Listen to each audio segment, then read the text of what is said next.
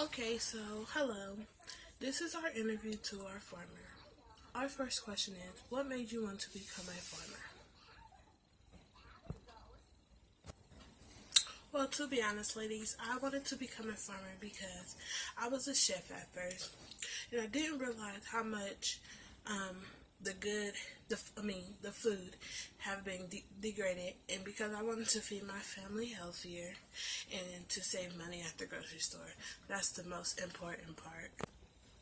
Yes, ma'am. Saving money at the grocery store is one of the most important parts. Okay, so our second question is, how does being a farmer help change our society for the better? Well, it goes back to our corporate food system today. Today, our food has became so unprocessed with local foods, they have become more healthy and keeps the money locally. That's the most important part in our local economy and support local businesses. And then we have to go to producing our own food or through buying it through our farmers or producing it on our own property. Okay, so our third question is, what are some of the biggest challenges you face in today's economy? One of the most biggest challenges that I face is to market my product, because I'm on a suburban property, and because of the city code enforcement, which makes it difficult to sell. Our fourth question is, what type of crops do you raise? I raise garlic onions, fruit cheese, assorted berries like red berries, blueberries, mixed berries, all that. Assorted vegetables, mainly vegetables, spinach and greens, just crops like that. Okay, so our fifth question is, do you grow year round? And if so, what is your method? Yes, I actually do grow year round. And in the late winter, I store my seeds indoors for the warm season crops.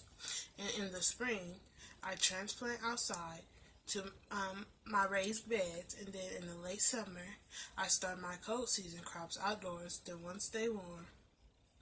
My then once my warm crops are done, I pull them out and replace them with the fall crops in order to be able to harvest in the winter. I also use row covers to cover my crops. That's one good way. Okay, so our next question is, how does technology impact your farming? Technology doesn't really impact my farming because I'm on a micro farm, so I don't use technical equipment because my property is so small. But the system that I do use in my basement for my plant seeds, that's about the most I use technology for.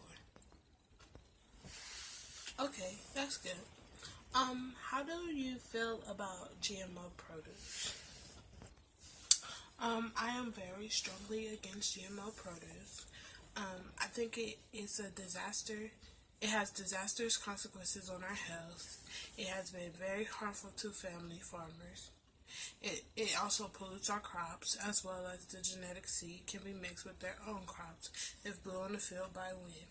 I think this is really bad, and for farmers, we want to grow healthy food, and if the GMO gets blown onto our field, it pollutes our field, and that basically makes us have GMOs in our organ.